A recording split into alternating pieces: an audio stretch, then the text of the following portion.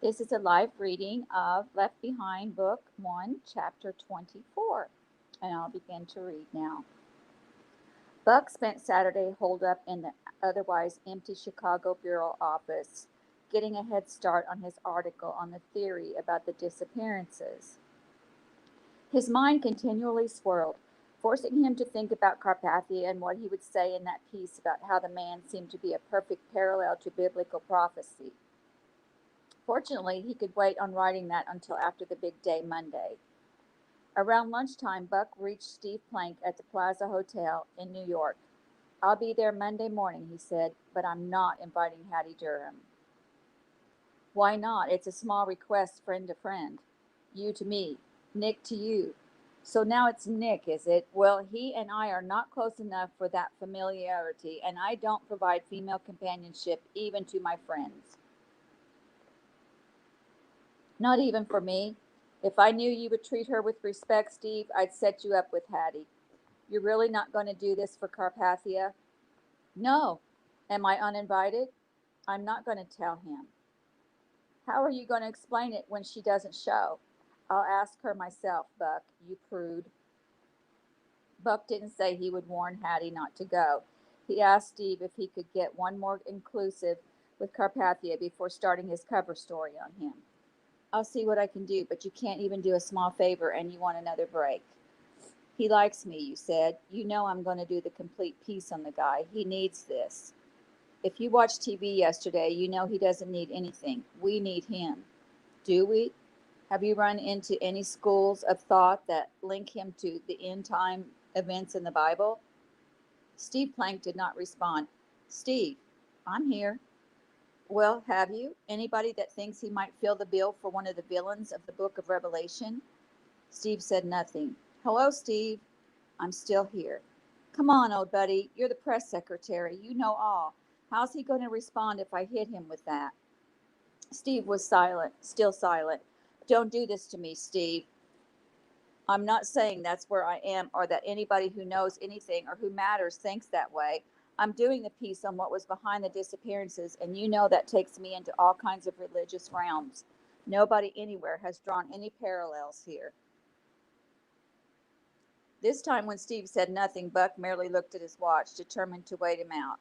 About 20 seconds after a loud silence, Steve spoke softly. "Buck, I have a two-word answer for you. Are you ready?" "I'm ready." "Staten Island." "Are you telling me that?" "Don't say the name, Buck. You never know who's listening."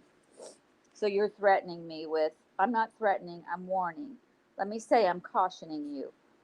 And let me remind you, Steve, that I don't warn well.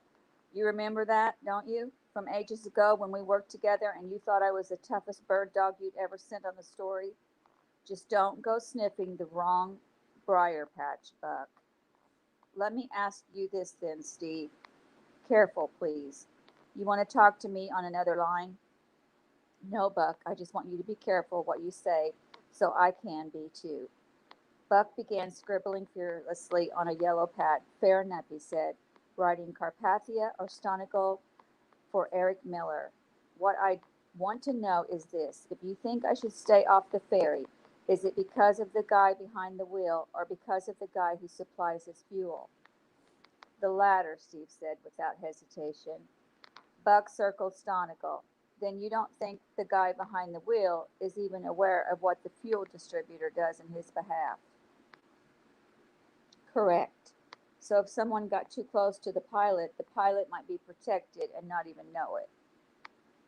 "Correct. But if he found out about it, he'd deal with it. That's what I expect to see soon. I can't commit on that. Can you tell me who you really work for?" "I work for who it appears to you I work for." What in the world did that mean? Carpathia or Stonical? How could he get Steve to say on a phone from within the plaza that might be bugged? "You work for the Romanian businessman?" "Of course." Buck nearly kicked himself. That could be either Carpathia or Stonical. "You do," he said, hoping for more. "My boss moves mountains, doesn't he?" Steve said. "He sure does," Buck said, circling Carpathia this time. "You must be pleased with everything going on these days." "I am." Buck scribbled Carpathia end times Antichrist. And you're telling me straight up that the other issue I raised is dangerous but also hogwash. Total roll in the muck. And I shouldn't even broach the subject with him, in spite of the fact that I'm a writer who covers all the bases and asks the tough questions. If I thought you would consider mentioning it, I could not encourage the interview or the story. Boy, it didn't take long for you to become a company man. After the core group meeting, Rayford Steele talked privately with Bruce Barnes and was updated on the meeting with Buck. I can't discuss the private matters, Bruce said, but only one thing stands in the way of my being convinced that this Carpathia guy is the Antichrist. I can't make it compute geographically. Almost every end times writer I respect believes the Antichrist will come out of Western Europe, maybe Greece or Italy or Turkey. Rayford didn't know what to make of that. You notice Carpathia doesn't look Romanian. Aren't they mostly dark? Yeah, let me call Mr. Williams. He gave me a number. I wonder how much more he knows about Carpathia. Bruce dialed and put Buck on the speakerphone. Ray Steele is with me. Hey, Captain Buck said. We're just doing some studying here, Bruce said, and we've hit a snag. He told Buck what they had found and asked for more information. Well, he comes from a town, one of the larger university towns called Cluj. And, oh, he does. I guess I thought he was from a mountainous region, because of his name. His name, Buck repeated, doodling on a legal pad. Being named after the Carpathian Mountains and all? Or does that name mean something else over there? Buck sat up straight and it hit him. Steve had been trying to tell him he worked for Stonical and not Carpathia. And of course, all the new UN delegates would feel beholden to Stonical because he had introduced them to Carpathia. Maybe Stonical was the Antichrist. Where had his leakage begun? Well, Buck said, trying to concentrate. Maybe he was named after the mountains. Maybe he was born in Cluj and his ancestry way back is Roman. That accounts for the blonde hair and blue eyes. Bruce thanked him and asked if he would see Buck in church the next day. Rayford thought Buck sounded distracted and non-committal. I haven't ruled it out, Buck said. Yes, Buck thought, hanging up, I'll be there all right. He wanted every last bit of input before he went to New York to write a story that could cost him his career and maybe his life. He didn't know the truth, but he had never backed off from looking for it, and he wouldn't begin now. He phoned Hattie Durham. Hattie, he said, you're going to get a call inviting you to New York. I already did. They wanted me to ask you, but I told them to do it themselves. They did. They want you to see Carpathia again. Provide him some companionship next week if you're free. I know, and I am, and I will. I'm advising you not to do it. She laughed. Right, I'm going to turn down a date with the most powerful man in the world. I don't think so. That would be my advice. Whatever for? Because you don't strike me as that kind of girl. First, I'm not a girl. I'm almost as old as you are, and I don't need a parent or a legal guardian. I'm talking as a friend. You're not my friend, Buck. It was obvious you didn't even like me. I tried to shove you off onto Rayford Steele's little girl, and I'm not sure you even had the brains to pick up on that. Hattie, maybe I don't know you, but you don't seem the type who would allow herself to be taken advantage of by a stranger. You're pretty much a stranger, and you're trying to tell me what to do? Well, are you that kind of person? By not passing along the invitation, was I protecting you from something you might enjoy? You'd better believe it. I can't talk you out of it.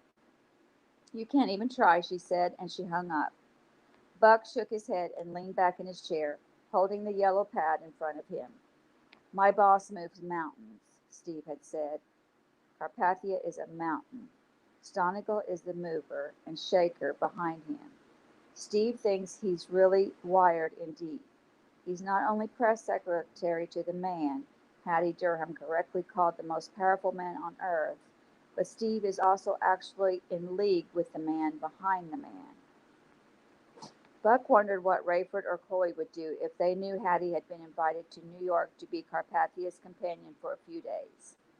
In the end, he decided it was none of his or their business. Rayford and Chloe watched for Buck until the last minute the next morning, but they could no longer save a seat for him when the sanctuary and the balcony filled. When Bruce began his message, Chloe nudged her father and pointed out the window, down onto the walk before the front door. There, in a small crowd, listening to an external speaker, was Buck. Rayford raised a celebratory fist and whispered to Chloe, "Wonder what you're going to pray for this morning."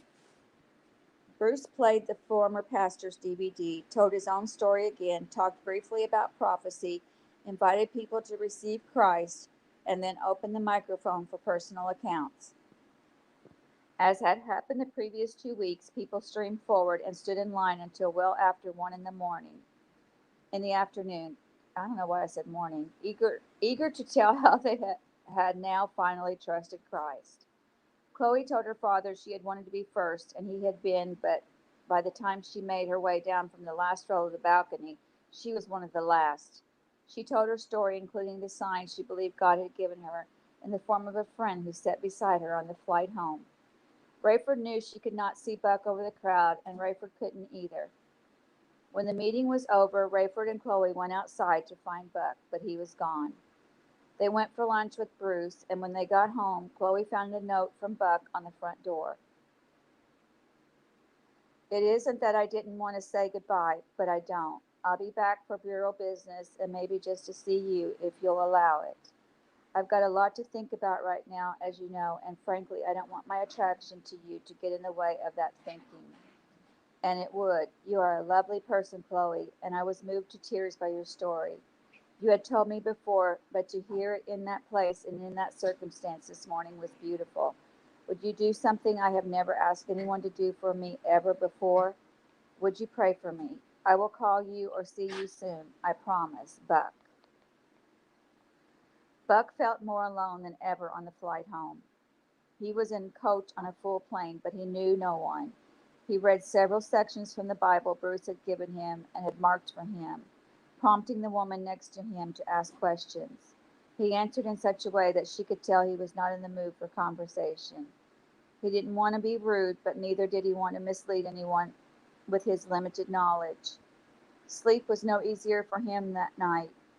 Though he refused to allow himself to pace, he was going into a meeting in the morning that he had been warned to stay away from. Bruce Barnes had sounded convinced that if Nikolai Carpathia were the Antichrist, Buck ran the danger of being mentally overcome, brainwashed, hypnotized, or worse. As he wearily showered and dressed in the morning, Buck concluded he had come a long way from thinking that the religious angle was on the fringe. He had gone from bemused puzzlement at people thinking their loved ones had flown to heaven to believing that much of what was happening had been foretold in the Bible. He was no longer wondering or doubting. He told himself there was no other explanation for the two witnesses in Jerusalem, nor for the disappearances. And the furthest stretch of all, this business of an Antichrist who deceived so many. Well, in Buck's mind, it was no longer an issue of whether it was literal or true. He was long past that. He had already progressed to trying to decide who the Antichrist was, Carpathia or Stonikel. Buck still leaned toward Stonikel. He slung his bag over his shoulder, tempted to take the gun from his bedside table, but knowing he would never get it through the metal detectors. Anyway, he sensed that was not the kind of protection he needed. What he needed was safekeeping for his mind and for his spirit. All the way to the United Nations, he agonized. Do I pray? He asked himself. Do I pray the prayer, as so many of those people said yesterday morning? Would I be doing it just to protect myself from the voodoo or the heebie-jeebies? He decided that becoming a believer, he could not be for that purpose of having a good luck charm. That would cheapen it. Surely God didn't work that way. And if Bruce Barnes could be believed, there was no more protection for believers now, during this period, than there was for anyone else. Huge numbers of people were going to die in the next 7 years, Christian or not. The question was then, where would they be? There was only one reason to make the transaction, he decided. If he truly believed he could be forgiven and become one of God's people, God had become more than a force of nature or even a miracle worker to Buck. As God had been in the skies of Israel that night, it only made sense that if God made people, he would want to communicate with them, to connect with them. Buck entered the UN through hordes of reporters already setting up for the press conference. Limousines, discord, VIPs, and crowds waited behind police barriers. Buck saw Stanton Bailey in a crowd near the door. "What are you doing here?" Buck said, realizing that in 5 years at Global he had never seen Bailey outside the building. "Just taking advantage of my position so I can be at this press conference. Proud you're going to be in the preliminary meeting. Be sure to remember everything. Thanks for transmitting your first draft of the theory piece. I know you've got a lot to do yet, but it's a terrific start. Going to be a winner." "Thanks," Buck said, and Bailey gave him a thumbs up. Buck realized that if that had happened a month before, he would have had to stifle a laugh at the corny old guy and would have told his colleagues what an idiot he worked for. Now he was strangely grateful for the encouragement. Bailey could have no hint what Buck was going through. Chloe Steele told her father of her plans to finally look into internet classes that Monday. "And I was thinking," she said, "about trying to get together with Hattie for lunch." "I thought you didn't care for her," Rayford said. "I don't, but that's no excuse. She doesn't even know what's happened to me. She's not answering her phone. Any idea what her schedule is?" "No, but I have to check my own. I'll see if she's flying today." Rayford was told that not only was Hattie not scheduled that day, but also that she had requested a 30-day leave of absence. "That's odd," he told Chloe. "Maybe she's got family troubles out west." "Maybe she's just taking some time off," Chloe said. "I'll call her later when I'm out. What are you doing today?" "Well, I promised Bruce I'd come over and watch that Carpathia press conference later this morning." "What time's that?" 10 our time, I think." "Well, if Hattie's not around for lunch, maybe I'll come by there. Call us either way, hun, and we'll wait for you." Buck's credentials were waiting for him at the information desk in the UN lobby. He was directed up to a private conference room off the suite of offices into which Nikolai Carpathia had already moved. Buck was at least 20 minutes early, but as he emerged from the elevator, he felt alone in a crowd. He saw no one he recognized as he began the long walk down a corridor of glass and steel, leading to the room where he was to join Steve. The 10 designated ambassadors representing the permanent members of the new Security Council, several aides and advisors to the new Secretary General.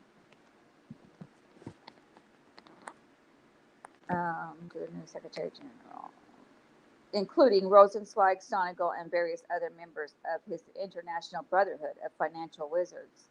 And of course, Carpathia himself. Buck had always been energetic and confident. Others had noticed his purposeful stride on assignment. Now his gait was slow and unsure, and with every step his dread increased. The lights seemed to grow dimmer, the walls closed in, his pulse increased, and he had a sense of foreboding. The gripping fear reminded him of Israel when he believed he was going to die. Was he about to die? He couldn't imagine physical danger, yet clearly people who got in Carpathia's way or in the way of Stonikal's plans for Carpathia were now dead. Would he be just another in a line that stretched from Carpathia's business rival in Romania years before?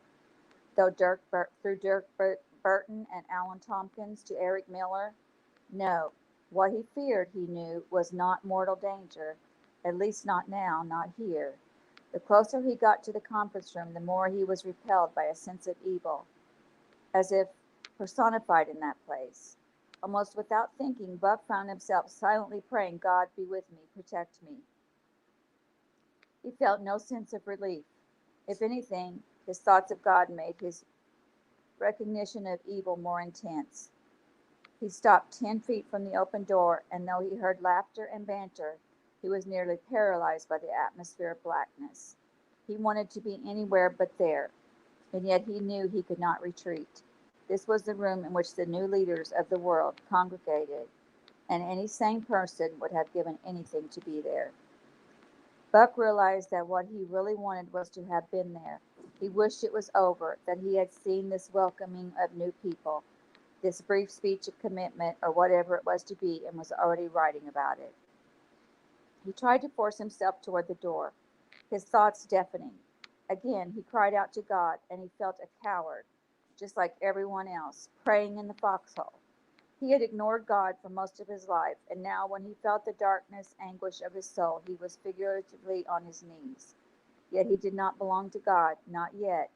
He knew that. God had answered Chloe's prayers for a sign before she had actually made the spiritual transaction. Why couldn't he have answered Buck's plea for calm and peace? Buck could not move until Steve Plank noticed him. Buck, we're almost ready to begin. Come on in. But Buck felt terrible, panicky. Steve, I need to run to the washroom. Do I have a minute? Steve glanced at his watch. You've got 5, he said, and when you get back, you'll be right over there. Steve pointed to a chair at one corner of a square block of tables. The journalist in Buck liked it, the perfect vantage point. His eyes darted to the nameplates in front of each spot. He would face the main table, where Carpathia had placed himself directly next to Stonical, or had Stonical been in charge of the seating. Next to Carpathia, on the other side, was a hastily hand-lettered nameplate with personal assistant written on it. Is that you? Buck said. Nope, Steve pointed at the corner opposite Buck's chair. Is Todd Cawthorn here? Buck said. Of course, right there in the light gray. The Brit looked insignificant enough, but just beyond him were both Stonical and Charcoal and Carpathia looking perfect in a black suit, white shirt, electric blue tie, and a gold stick pin. Buck shuddered at the sight of him, but Carpathia flashed a smile and waved him over. Buck signaled that he would be a minute. Now you've got only 4 minutes, Steve said. Get going. Buck put his bag in a corner next to the heavy-set, white-haired security guard, waved at his old friend Chaim Rosenzweig, and jogged to the washroom. He placed a janitor's bucket outside and locked the door. Buck backed up against the door, thrust his hands deep into his pockets, and dropped his chin to his chest, remembering Bruce's advice that he could talk to God the same way he talked to a friend. God, he said, I need you, and not just for this meeting. And as he prayed, he believed this was no experiment, no half-hearted attempt. He wasn't just hoping or trying something out. Buck knew he was talking to God himself. He admitted he needed God, that he knew he was as lost and sinful as anyone. He didn't specifically pray the prayer he had heard others talk about, but when he finished, he had covered the same territory and the deal was done. Buck was not the type to go into anything lightly. As well as he knew anything, he knew there would be no turning back. Buck headed to the conference room more quickly this time, but strangely with no more confidence. He hadn't prayed for courage or peace this time. This prayer had been for his own soul. He hadn't known what he would feel, but he didn't expect this continued sense of dread. He didn't hesitate, however, when he walked in. Everyone was in place. Carpathia, Stonical, Todd Cawthorn, Rosenzweig, Steve, and the financial powers and ambassadors. And one person Buck never expected, Hattie Durham. He stared, dumbfounded, as she took her place as Nicole Carpathia's personal assistant. She winked at him, but he did not acknowledge her. He hurried to his bag, nodded his thanks to the armed guard, and took only a notebook to his seat. While no special feeling had come with Buck's decision, he had a heightened sensitivity that nothing was happening here. There wasn't a doubt in his mind that the Antichrist of the Bible was in this room. And despite all he knew about Stonical and what the man had engineered in England, and despite the ill feeling that came over him as he observed his smugness, Buck sensed the truest, deepest, darkest spirit of evil as he watched Carpathia take his place. Nicolai waited until everyone was seated, then rose with, Gentlemen and lady, he began, this is an important moment. In a few minutes, we will greet the press and introduce those of you who shall be entrusted to lead the New World Order into a golden era. The global village has been united, and we face the greatest task and the greatest opportunity ever bestowed upon humankind. And that is the end of chapter 24, and we will be reading chapter 25 next. Thank you for coming. Have a wonderful day, and you're free to go.